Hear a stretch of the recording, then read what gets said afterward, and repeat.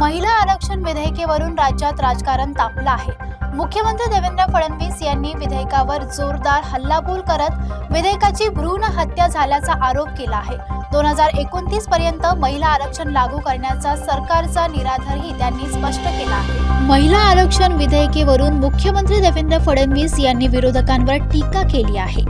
लोकसभेत हे विधेयक रद्द झाल्यानंतर मुंबईत घेतलेल्या पत्रकार परिषदेत त्यांनी विरोधकांवर महिला विरोधी असल्याचा आरोप केला। महिला आरक्षणाची भ्रूण हत्या करण्यात आली असून लोकशाहीत महिला सहभागांचा मृत्यू झाल्याचे ते म्हणाले। 2023च्या संविधान सुधारणेनुसार 2029 पर्यंत महिला आरक्षण लागू होणार असल्याचा दावा त्यांनी केला।